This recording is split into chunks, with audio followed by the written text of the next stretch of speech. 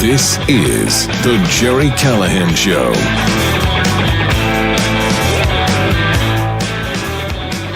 Donald Trump has asked his followers many things. He asked us to be patient when he implemented the tariffs on Liberation Day. He asked us to not give up on him when Democrats tried to put him in prison and to bankrupt him. He asked us to fight on July 13th, 1 year ago Sunday. And I think that's what his followers, his supporters, 77 million people did on Election Day. They fought, they supported him, they believed in him, they were patient, and for the most part, the results have been fantastic. As we've said, day in and day out, I absolutely love what Donald Trump has done for these first 6 months, and I love a lot of what he did this week. I didn't like when he wished Lindsey Graham a happy birthday and endorsed him yesterday. Not a good move there, but Trump, for some reason, has a soft spot in his heart for Lady G. I guess I'll get over it. Not a big deal. But you know what is a big deal? The Epstein scandal, the Epstein cover-up. Donald Trump asked us 2 days ago to move on. He said there were more important things to do. I thought it was the lowest moment in Trump 2.0, maybe the lowest moment in Trump's 4.5 years. I was shocked. I was disappointed, and I'm still wrestling with it, to be honest with you, because I looked all day yesterday and tried to make some sense of it, tried to understand what the hell was going on. There's a lot of theories out there, and here's what all these theories have in common. There's some people who think the Biden administration destroyed all the evidence. There's others who think there's bigger issues going on here. We'll get to all the theories. That some people think revealing the names, turning over the evidence to the public will disrupt global markets, will just be more trouble than it's worth. Then you have Ben Shapiro's theory, we'll get to this, that nobody cares. Nobody cares? I'm sorry, the Attorney General of the United States of America 4 months ago said there were 254 victims of Jeffrey Epstein and Ghislaine Maxwell and anyone else who was involved in this. 250, most of them children, most of them raped, sexually assaulted. There's a story of one of these girls attempting to swim off of Epstein Island. They sent someone out there and grabbed her and brought her back. That's pretty horrific. This story, which we've been talking about for years, is just stuff of nightmares. This monster with connections to people in high places who got away with some of the most egregious crimes for years, who, when he was convicted in Florida, got the sweetheart of all sweetheart deals. He got 16 months in minimum security, and he got to go to work every day or go home and get a massage before he went back to the prison. 6 days a week. They let him out for 12 hours a day. A guy convicted of sexually abusing children. So we've been watching this, following this for years. And finally, and at last, the Trump administration promised to shine the light on this, to let us see what really happened on Epstein Island, or in Epstein's Palm Beach mansion, or in Epstein's townhouse in New York City. We were going to learn how many people, how many powerful, rich, well-connected men were involved in this. And then 2 days ago, Donald Trump told us there's more important things going on here. There's the floods in Texas. There's all these new tariff deals. It was bizarre, and it was really strange. Again, the cabinet meeting was an hour and 45 minutes long. They spent, 5 minutes talking about light fixtures and grandfather clocks, and then he tells us that's not that important.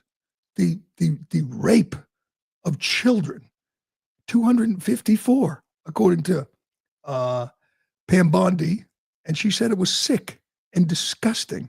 And Alina Habba said it was disturbing and shocking. And we're just supposed to move on because there are more important things to do. This was not just unreasonable. This was insane what they're asking to do. And again, I said, I'll give it a day.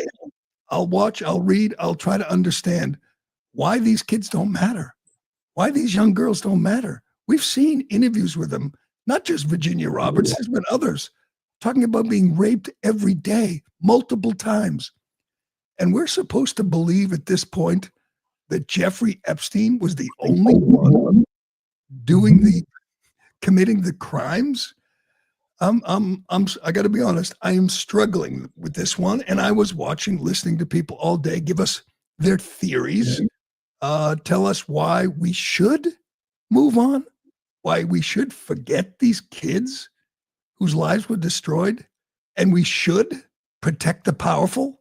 We should let Bill Clinton and Bill Gates and Prince Andrew, just to name a few, off the hook. Because, there might be a few innocent people caught up in this.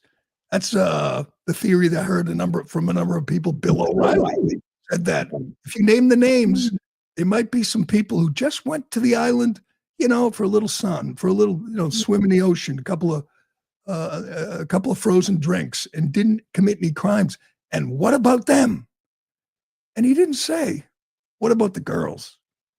What about the girls? What about the victims? What about that girl who tried to swim off the island and they brought her back and she remained trapped there? What about them? None of these theories, none of these explanations, none of these excuses seem to take them into consideration at all. And we're not talking about one or two kids. We're talking about 250, according to the Attorney General, or more. Some people think it numbers in the thousands. And we're supposed to think, it might affect global markets. Get Bill O'Reilly for me, because he talks to Trump, or he claims he talks to Trump all the time. And he's trying to make sense of this. And I watched Trump supporters all day. Trump supporters, devoted MAGA people make excuses. And it makes my skin crawl, to be honest with you. Make excuses. You can say Joe Biden, the Biden administration destroyed all the evidence, but they didn't say that. Pam Bondi didn't say we were ready to make the case, but all the evidence has been destroyed. That's a story. That's big. If that's the case, then obviously the Trump administration is off the hook. It's not their fault, but they're not going to pursue it. Is this again more deep state criminals who are going to get away with it? Is that what we're talking about? Or are we just trying to protect people? I don't know if they're friends of Trump or just powerful people, or maybe they're heads of state, prime ministers. Maybe they're, billionaires like Bill Gates. And we think, it will be just too much to actually bring them to justice, too much to name their names. Even if they don't get prosecuted, we're gonna protect the people who did this to kids. I can't get on board with this. I just can't. Here's Bill O'Reilly saying, you got to be careful because there might have been some people just on that island for a nice week in the sun, hanging with all those sex slaves. They just didn't take advantage of them. They were just having a good time. Listen. Talked to President Trump man to man, eye to eye on St. Patrick's Day about this and the Kennedy files and the King files. It was all one conversation. And he said, and I agree, there are a lot of names associated with Epstein that had nothing to do with Epstein's conduct. They maybe had lunch with him, or maybe had some correspondence for one thing or another. If that name gets out, those people are destroyed, because there's not going to be any context. Media doesn't care about context. So you can't do that. You can't destroy human beings by putting out the files, whatever they may be. You can't destroy human beings. He doesn't mention the girls, the victims. He doesn't mention Virginia Roberts or anyone else who was trapped on that island. I believe that there was there was a sex trafficking ring and operated by Ghislaine Maxwell and Jeffrey Epstein. And they sex trafficked the girls to whom? That's what she was convicted of. She's doing 20 years. He was facing the same charges before he killed himself. And by the way, I don't want to get distracted, speaking of getting distracted, by the suicide in the prison. That's obviously, if he was murdered, that's a big, big deal. But that doesn't have anything to do with the girls on that island. That doesn't have anything to do with the crimes that somebody is covering up. Are we really going to move on and just say it was Epstein, it was Ghislaine Maxwell, and nobody else? Are you kidding me? Again, January 6th, they used all the most advanced techniques and geofencing and facial recognition, and they caught everybody who strolled through that Capitol waving an American flag, and they did jail time, and their lives were turned upside down. And we can't find out who was on that plane, who was on that island, who did this to these girls. This is also remarkable. I listened to Ben Shapiro yesterday, did an hour on this, and he went through all the details, a history of Jeffrey Epstein, barely mentioning the girls, the victims. And and I guess if you're going to be behind Trump, if you're going to listen, if you're going to obey Trump here and move on, this is the kind of rationalization you have to use, that the public, that the people, Americans, don't care, that they're like Trump. They want to talk about other things. They want to talk about the floods, and they want to talk about the tariffs and ICE. And I do that too.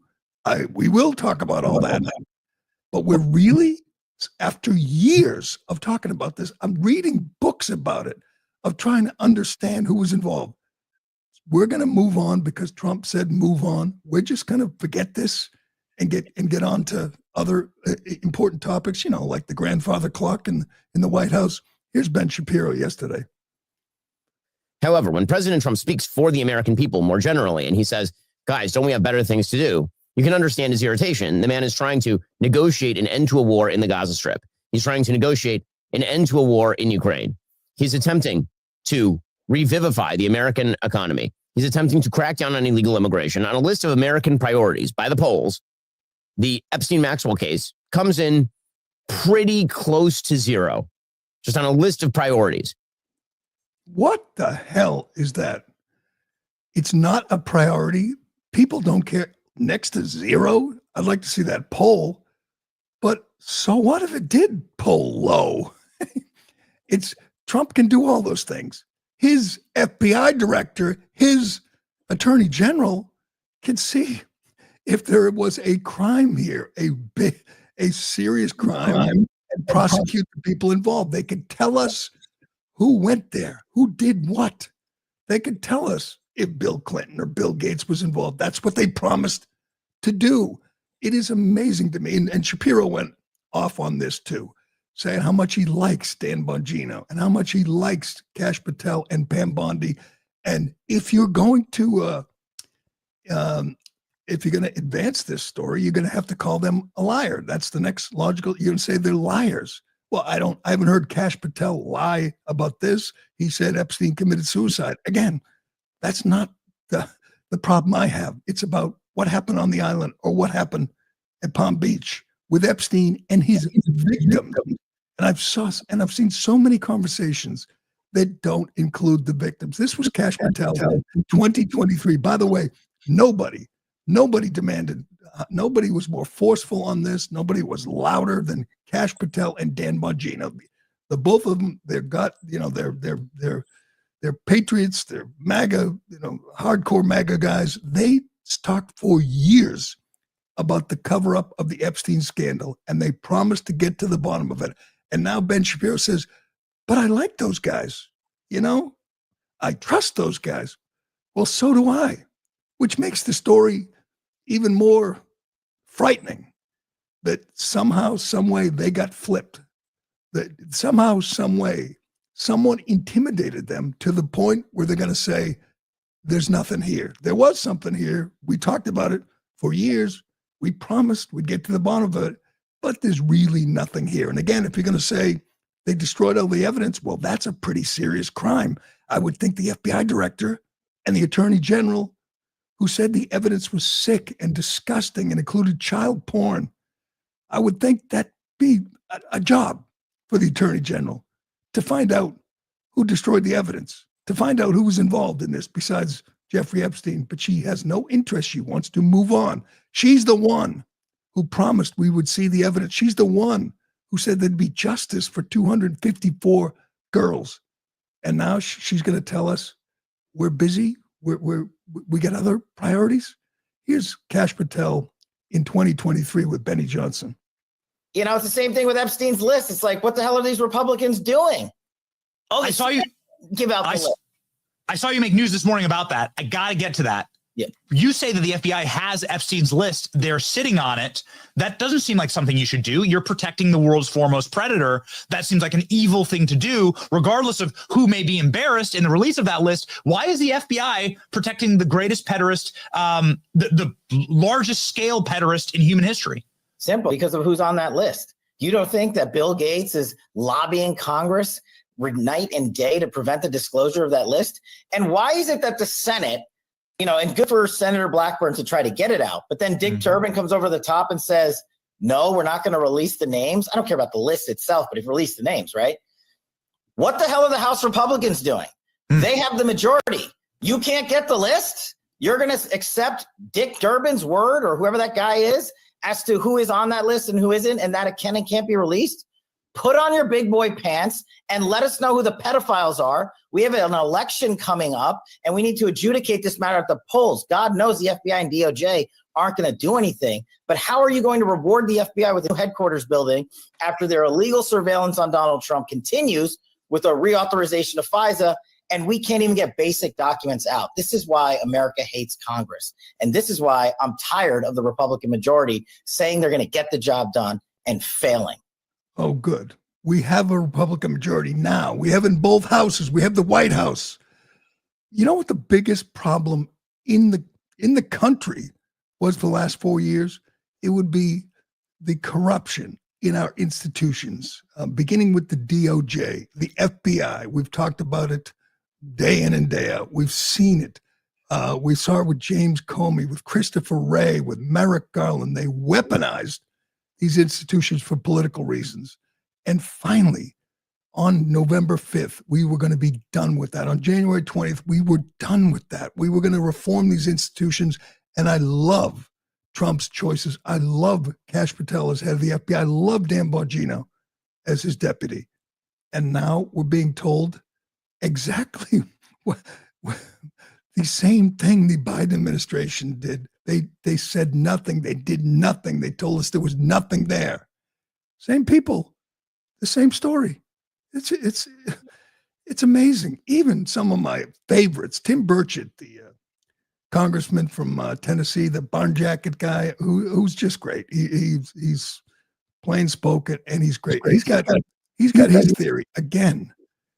Maybe this is the case that there are people who are just too powerful. I tend to believe this, which is why the story becomes even bigger when you think about it. Somebody got to Trump. Somebody got to Patel and Bongino and Bondi and said, we can't do this. It would be too explosive. It would be too damaging to whatever, to countries, to presidents, to prime ministers, to global markets. That's how big it is. But this is why we voted for Trump, to shine the light on them, for transparency, for honesty, for integrity. You're not going to tell us, well, it's statute of limitations. We really can't make a case. Again, you made a case against grandmas walking through the Capitol, put them in jail. And you can't make a case against billionaires who flew on the jet to the island and abused children. None of this makes any sense. None of this holds up. It just does not hold. I don't care at this point. You're not going to tell me it's irrelevant. It's old news. You're not going to tell me, oh, innocent men might get named in this. And then what? What if their lives are ruined? Well, what if the girls' lives are ruined? Does that matter? Does that matter to any of these people? Here's Burchett explaining in his mind, the big picture. I think the files existed at one time. I think they were destroyed in the previous administration. And I think if they'd ever had anything on Trump, it would have been out day one. Agreed. Under the Biden administration. And I think there's some very prominent people. There's Hollywood people, but I think there's world leaders too. And would it have caused economic disruption around the globe? Maybe, but I don't really care. I want to. Do you think there's a theory? Is there a theory, perhaps, that none of the, or not none, but maybe some of the people on the list didn't do anything wrong, and this would be a terrible guilt by association to put their names out, or just to put everybody's name out? No one's been charged with a crime. Put all these people's names out, and suddenly, because they had an interaction with Epstein that was completely benign, they're labeled as one of his buddies? What's Miss Maxwell doing in jail? What did she do? Where is that? Who did she provide whatever she did? Why is she in jail? That's got to be a question that should be asked at some point. But again, under the previous administration, we're not going to get that. Dead men tell no tales. He's dead. And well, I just want to be clear what you're saying. Are you saying the previous administration destroyed everything, or are you saying that the Trump administration is basically doing the same thing as the previous administration? No, I think they destroyed everything. I think. So why would Van Bondi say that? Exactly. That's Leland Vitter on News Nation. Exactly. If they destroyed it, I wouldn't be surprised. It was the Biden administration, of course. It was Merrick Garland. They were, as Christopher Wray, these were thoroughly corrupt individuals. Perhaps they did destroy all the evidence. Why doesn't Van Bondi tell us that? Why can't Kash Patel tell us that? Is it a crime? Of course it's a crime. They're criminals. Why can't we know that? You can give us your story, your explanation, your theory. You can't tell us to move on. That's not going to work. You cannot tell us it's time to move on. We have more important things to do. I'm telling you, this is not going away. MAGA is not moving on. You name it. Laura Loomer, Megyn Kelly, Tucker Carlson, Steve Bannon. These people, Alex Jones, these people who did everything they could to get Trump elected aren't going along with the program. They're not going to say, we got more important things. We spent a decade or more talking about Jeffrey Epstein, but we're done now because Van Bondi told us she didn't really have a list. She didn't really have evidence of sex trafficking and child abuse on that island. It isn't going to fly. All right, you know what we're going to do? We're going to move on. We're going to do what Trump suggested. We're going to get to more important things. I'm not sure what's more important than, raping children. I don't even know how you make the case. I don't know what tariffs or the Texas flood. There's lots of stories out there. The arrest, hopefully, imminent arrest of John Brennan and James Comey. That will be wonderful. Hell, we're at the point we want somebody arrested, anybody arrested. I want Fauci arrested. I want Stacey Abrams arrested. I want Merrick Garland, Alexander. I want Mayorkas arrested. I want Biden arrested. He's the top dog. He's the don of this crime family. We want arrests, and we're here for it, but we're never moving on. I'm sorry, we're just never moving on from Epstein. We're just not going to say, it's old news. It's old, it's not fresh like the 2020 rigged election. It's not fresh like the Russia hoax. It's old news. I'm afraid I'm going to do this every day, Ironhead. I'm just going to lose my mind every day when I see this. Nobody cares, says Ben Shapiro. We have it polling at zero. Really? Polling at zero after a decade or more of waiting, of anticipating, of hoping and praying that they would tell us who was involved in this sex trafficking ring? Someone in the mainstream media or someone in the media has to go to Ghislaine Maxwell. Someone has to go visit her in prison and sit down with her and talk to her and ask her, was Jeffrey Epstein the only one? Was it just Jeff? That's it? Your guy, Jeffrey, You trafficked 250 girls to one man? Is that really what you did? Is that why you're in prison for 20 years? Could you help us out? Was it just him, or were there other men there? We need an answer to that. And we need an answer to the biggest political scandal in American history. Was Joe Biden mentally competent, mentally fit enough to serve as president? Did Joe Biden know what the auto pen was signing? I think this is going to explode. Watching this slimy little doctor, this little 4-foot corrupt little midget, go before the House Oversight Committee and take the fifth was an amazing. He wouldn't even answer the question, do you understand the rules of the hearing? Who gets to ask questions? No. He pled the fifth 14 times. A man who is an integral part of the cover-up, who wouldn't answer the question, did they tell you to cover up Joe Biden's mental condition? No, he won't answer. Why? I don't even think you're allowed to do that. But they should grant him immunity, demand he testify under oath, and answer the questions, because this scandal is about to explode. We'll get to that, and we have to get to Jasmine. We promised yesterday we had no Jasmine Crockett. Well, she came back with a vengeance today. Jasmine Crockett with just the most, she's just so astoundingly stupid. A sitting member of Congress who has a theory on who wants to kill Trump. Yes, Jasmine's theory is Trump supporters. That's who's trying to kill Trump. We'll get to that and more, but first. Excuse me.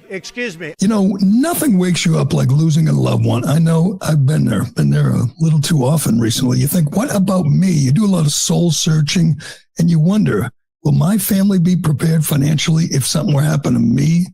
The last thing you want is your family to worry about how they're going to pay the bills. With life insurance from Ethos, your family is protected. I know it's not a pleasant thought, but you know what's worse? Wondering, will my family be able to stay in the house? Will my kids be able to go to college? Will my wife be able to pay the bills? Life insurance from Ethos gives you peace of mind. I know it did for me. It's one big bucket list thing you get to cross off. I know traditional life insurance can be complicated, but Ethos isn't. Ethos makes it easy. So protect your family with life insurance from Ethos. Get your free quote at ethos.com/Newsmax. That's ethos.com/Newsmax. We're watching unfold before us the biggest political scandal in American history. I don't think there's a close second. This is worse than Watergate. Yes, worse than Watergate. As we know, Joe Biden was mentally unfit for the job. Joe Biden is suffering from dementia. Joe Biden was out of it. They were using the auto pen to sign things when Biden was in the White House. That's how bad it was. He had no idea. I believe Trump's theory that these radical left-wing nuts, lunatics, took over the White House, and Biden didn't really know what was going on, because as Trump says, Joe Biden was never an open borders guy. And suddenly, he was his administration opened the border, tried their best to destroy the country. So in defense of Joe Biden, I'm not sure he was aware of that. They called his doctor. And by the way, this is a story unto itself. This guy is compromised. He's a family friend and a business partner. He was he partnered with Jim Biden in this scam, which fleeced a hotel out of millions. He's involved financially with the Biden crime family. He had a vested interest in propping up the old man and lying about it. And by the way, he lied about Biden's cancer. We know that. Every independent expert said Biden has had prostate cancer for years. And this guy gave him a clean bill of health. He said he was tip-top, ready to go. February 2024, few months before the debate. After we saw Joe Biden wandering around stage and getting lost in the woods and shaking hands with imaginary people. After all that, he said he was tip-top and ready to serve. He is a liar. He is a just another just another capo in the crime family. And he goes before the House Oversight Committee, and he pleads the fifth, 14 times in 20 minutes before they stopped asking questions. They're going to bring him back. They're going to put him under oath again. Maybe they'll give him immunity. Maybe we'll have no choice but to answer the questions. But he, in his defense, he can't be honest. He couldn't sit there and look the Oversight Committee in the eye and say, yeah, Joe Biden was fine. He can't. We have video. We have evidence. We know Joe Biden wasn't fine. So this guy, this smarmy little liar, had no choice but to plead the fifth or lie. He chose to plead the fifth. Here he is pleading the Fifth Amendment when asked if he understands the rules of the hearing. Go ahead. The majority will ask questions for an hour, and then the minority will have an opportunity to ask questions for an hour if they choose. There will be one staff counsel per side asking the questions during each round. To the extent members have questions for the witness, they will be propounded during their side's respective rounds. Do you understand? On the advice of counsel, I must respectfully decline to answer based on the physician-patient privilege and reliance on my right under the Fifth Amendment of the Constitution. I am not a lawyer, and I must follow my lawyer's advice in this matter. Do you understand the rules? I plead the fifth. This was great. They have 9 more people in Biden's inner circle who are coming in to testify. All of them guilty as hell. All of them know Joe Biden was incompetent.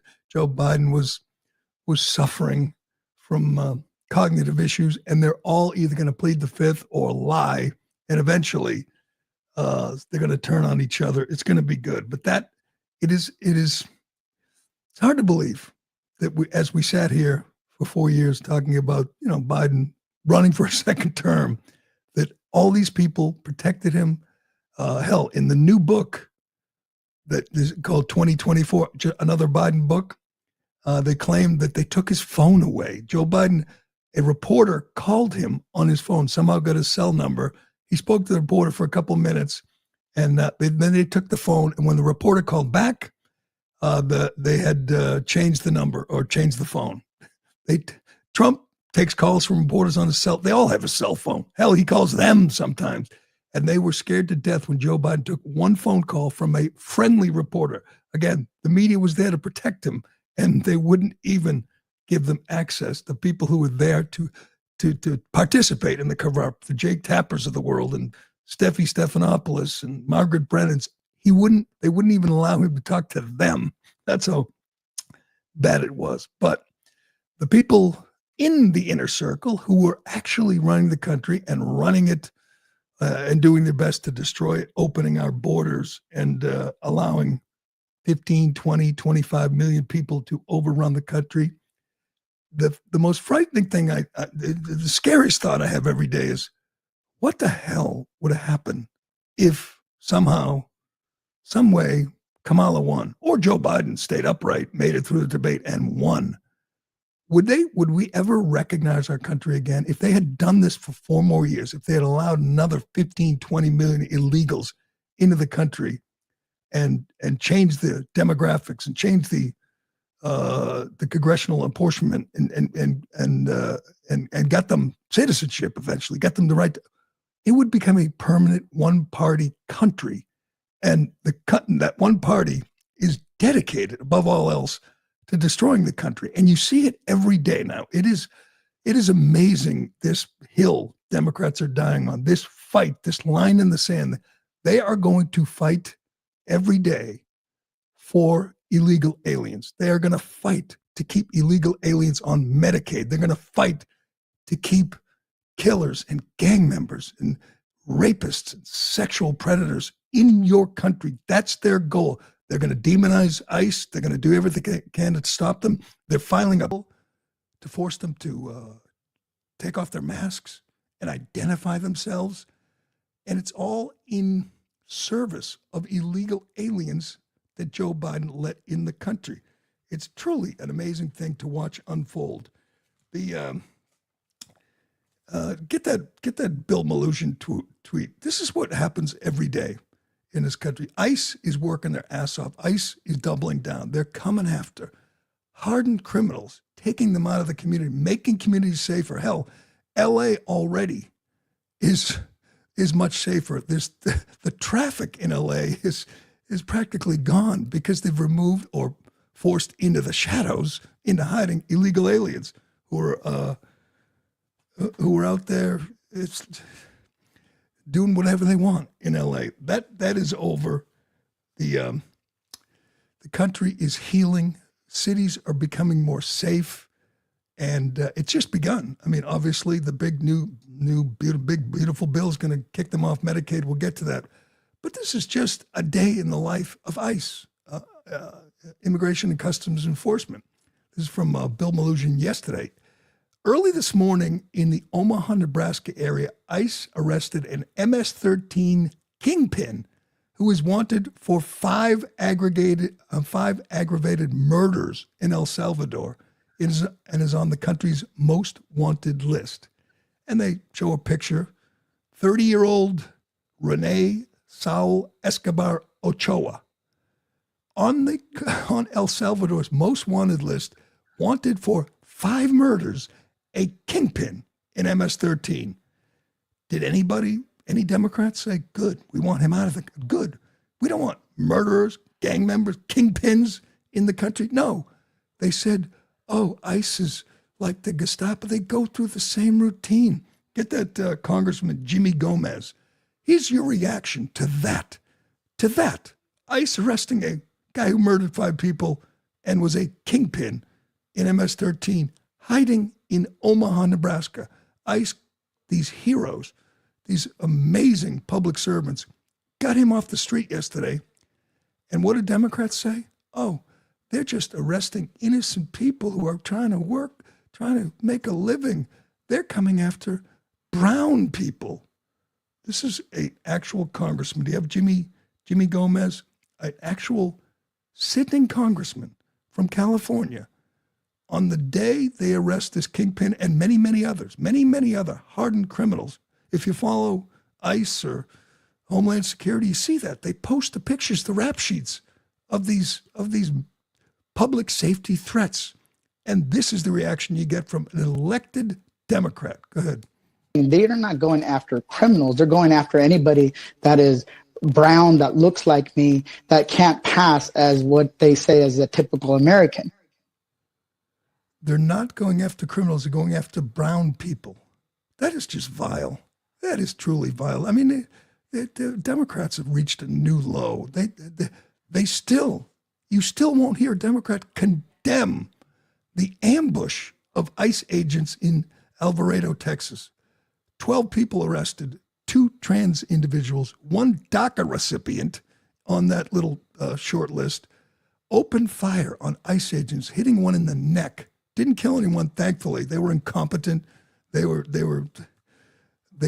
really good at this ambush thing, but they were funded by somebody, and they were determined to kill ICE agents who are fighting every day to make America safer, who are succeeding in getting people like that, an MS-13 kingpin, off the streets. We should all, as a country, we should all be thrilled by this. But as a party, Democrats are devoted, dedicated to protecting illegal aliens. That's what this fight over Medicaid is all about. This is another amazing development. I can't even believe that Hakeem Jeffries and Chuck Schumer and the leaders of the Democrat Party, I can't believe this is where they want to go. They want to fight the big beautiful bill. Tell us people are gonna die. Everyone's gonna die. It's just so silly. I mean, really. They want to tell you that 17 million people are going to lose Medicaid. No, not 17 million.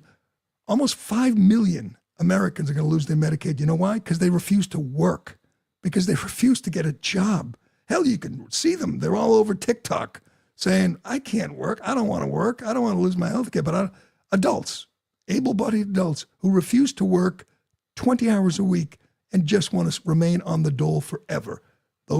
That's who Democrats are fighting for, and 1.7 million illegals on Medicaid. And Democrats want that, they want to keep that going. They don't want to kick illegal aliens off of Medicaid. Medicaid's going to be improved when you kick these people off, when you kick off the able-bodied adults. This was a great moment on CNN. I missed it live, but I think I've watched it 3 times this morning. Scott Jennings is just a national treasure. He's on there with Richie Torres, a Democrat who's doing what Democrats do, lying about the big, beautiful bill, lying about people being kicked off Medicaid. Again, there's nothing Trump could do, nothing the Trump administration could do that would ever satisfy these people. We're trying to get illegal aliens off Medicaid, trying to get able-bodied adults to go get a job. You know, like Bill Clinton did, said you should work if you can work, if you're going to get handouts from the taxpayers. Seems like a no-brainer. Seems like we should all be able to agree on that. No.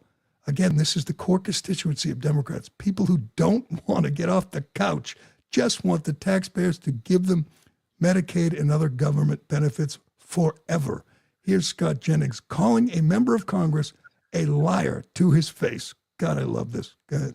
I think his political analysis is wrong. I don't think it's unpopular at all to try to reform an entitlement program, to save it for the people who need it, to keep illegal aliens from getting welfare benefits they shouldn't be getting, to encourage people to go to work. I don't think these things should be shied away from by Republicans. None of that is true. First of all, I think Medicaid It's exactly true. It's exactly what's in the bill. Federal law prohibits undocumented immigrants. Then why are from receiving 1.4 million on it? Why are That's a 1.4 figment of your million? imagination. It's a figment of the CBO documents. Let me explain the facts. It's in the to you. CBO documents. I'll explain the facts. Is it or not? Let me explain. It's not. Actually. No, you are lying. No, that is not. It is not true. Okay, hang on a second. Inventing facts out of there. All right. So Medicaid is. Hold on, guys. There's the document saying there are 1.4 people who do not meet citizenship requirements on Medicaid. That's from Scott Jennings. And then he goes right back at him. He points at a member of Congress and says, "You are a liar," live on CNN. Good for Scott Jennings. And he brings the receipts. This is the position of Democrats right now. After the beating they took in November, they're going to die on the hill of protecting, keeping illegal aliens on Medicaid in a country that's $37 trillion in debt. We want to make sure illegal aliens and able-bodied adults who refuse to work remain on the dole. That's where we are right now. And if you kick them off, people will die. That's the position. People will die. Not just people in South Sudan if we stop giving them money. People in America will die if we cut spending, if we reform Medicaid at all.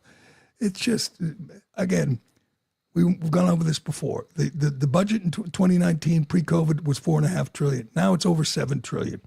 And if we try to keep it there, don't increase the rate of growth, the rate of spending, people will die. Get me my moron junior senator, Ed Markey, whom, honest to God, every time he opens his mouth, I think, how is he even capable of dressing himself? He's been in public office for like 40 years. He's going nowhere. He's 77. He's going to run again. He is dumber than my daughter's dog here, Bug the Chug. He is just an absolute moron.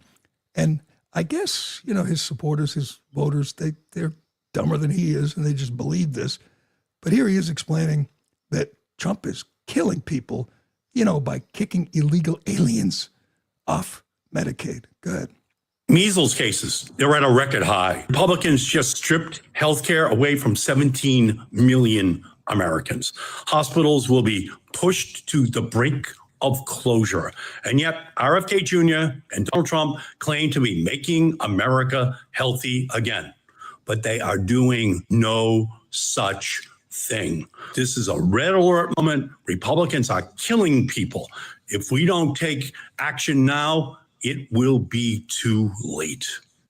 I have a solution for Ed Markey. He's a politician. We're supposed to negotiate, make deals, come up with solutions to help people. So he says measles is an outbreak of measles. He says Medicaid needs reform, I'm sure. And hospitals are closing. You know how you can solve all those problems? Simple. I got 2 words for you, Mr. Frosty. 2 words. Mass deportation. You get rid of all the illegal aliens that Joe Biden led in this country and get rid of them all. You think Medicaid will be better or worse if we get rid of the illegal aliens? You think measles would be better or worse if we didn't let unvaccinated illegal immigrants storm over the border? You think hospitals will be better or worse if we have no illegal aliens in the emergency room on Medicaid because they have the sniffles? Will those things improve? Will this country be better off if we get rid of 20 million illegal aliens? What do you think, Ed? Just a guess. Better or worse? That's the irony of this. All the things they're whining about, crying about, will be vastly improved, if not solved, if we get rid of millions and millions of illegal aliens. Ed Markey is such a moron. I cannot believe anybody anywhere is support. And you know, he's going to win again. He's going to win again. It's just embarrassing to be one of his constituents, because obviously he's, you know, a liberal, but he's also a moron. It's just embarrassing. But speaking of morons, let's get to Jazzy, who has a new nickname, by the way, Jellyfish Jasmine. We'll get to the White House's response to this, but she's just so remarkably, stunningly stupid. It's hard to believe. Sitting member, I understand that black voters prefer to vote for a black candidate, and she represents a lot of African Americans in her district in Texas. You couldn't find one who wasn't a moron? You couldn't find one candidate that you like, that you support, who isn't a total moron? Again, it's amazing she can dress herself. She's so dumb. As the White House said, she's, we'll get to the White House, but here she is explaining the violence you're seeing every day. You know, the ambush of ICE agents, the rioting in LA, the assassination of 2 embassy employees in DC, the assassination of a United Healthcare CEO, you know, all that violence. It's mostly Trump supporters. Oh, Jazzy, what about the people trying to kill Trump? They're Trump supporters too. That's how dumb she is. Go ahead. And violence doesn't come from Democrats, just to be clear. I mean, obviously anyone can be a criminal, but it is MAGA. It's specifically MAGA faction. Like, I don't think traditional Republicans are getting engaged in all of this, but like, even when we look at, and they don't talk about the assassination attempts anymore that took place with Donald Trump, but these were Trump supporters, right? As well as this most recent situation, they had to flip it and say, oh, the leftists, or I'm like, this doesn't even make sense, right? But it's only like MAGA that does this. It's only MAGA that does this. MAGA tried to kill Trump. MAGA shot Trump.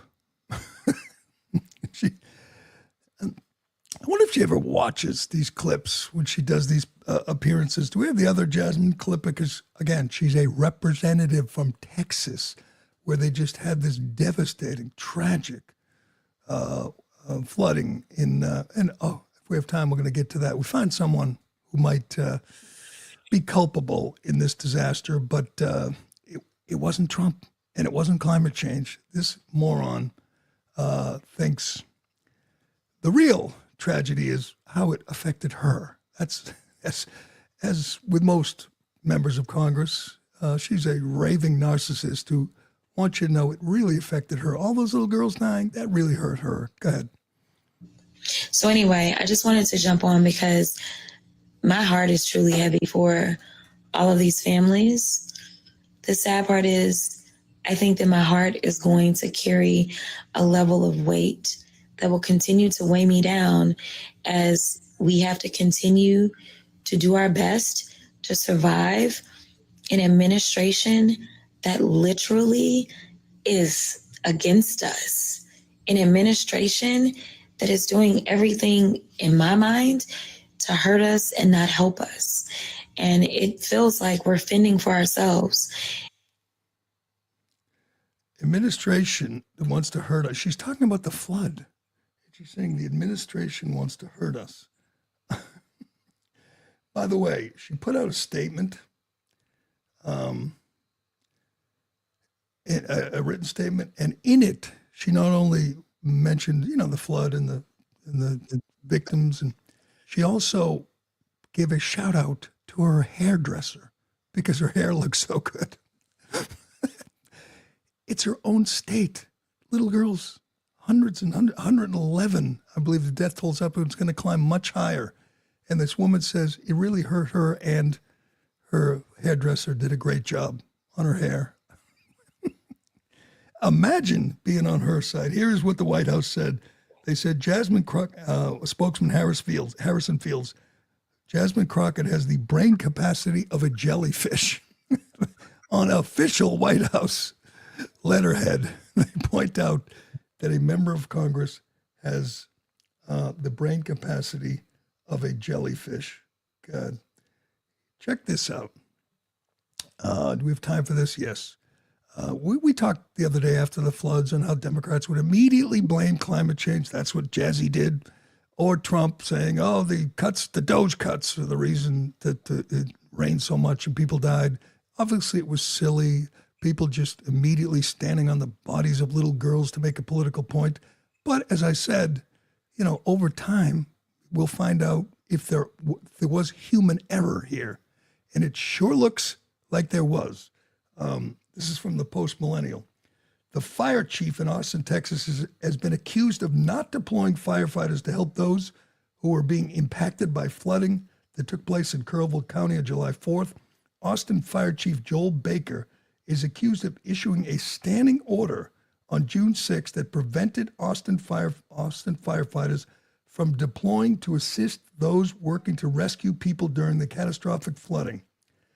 The union literally says, they accuse him, the union chief, in official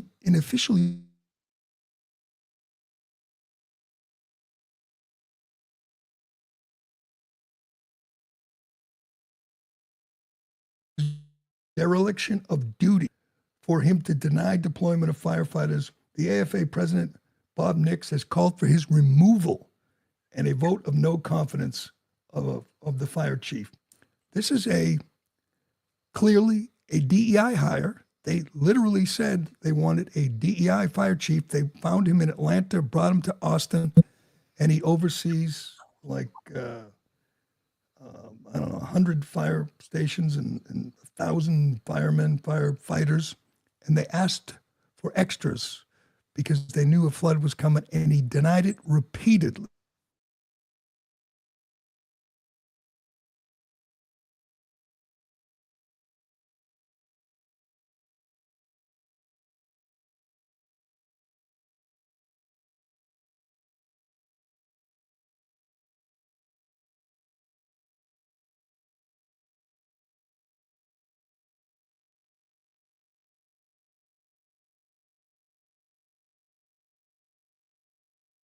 What's important is I'm not the last African-American fire chief. That's more important than being the first.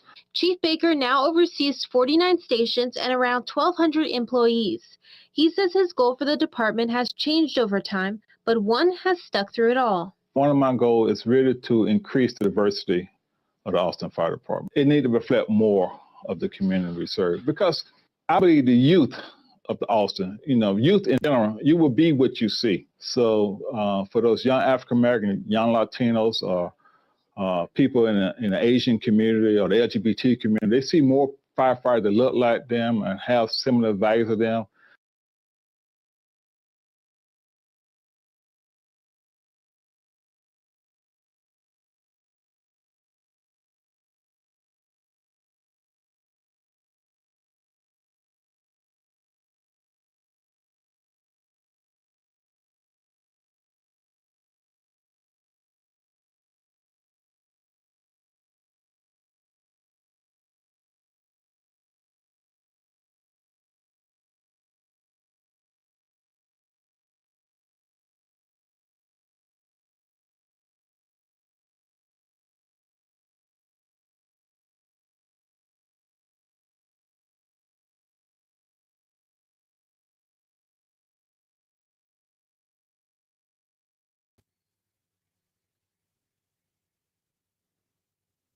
Good. Can we play that clip? I just did. Okay. So there you go. There's someone who must be held accountable. Someone who must answer for his dereliction of duty, as the union called it. Not good for Fire Chief Joel Baker. But the good news is a very diverse, incompetent fire department. Good news. Celebrate diversity. But all right, that will do it for today. Just one last time. We're not moving on. We are not moving on. We'll get back to the latest on Epstein tomorrow, I'm sure, and every day to come. We're not moving on. But that'll do it for today. Thanks for watching. Thanks for listening. I'm Gerry Callahan. This is The Callahan Show, and we will do it again tomorrow. A lot of my bills around fentanyl. I've done that with a number of, Republicans that have been like, oh no, like the border crisis, it's all the fentanyl and da da da.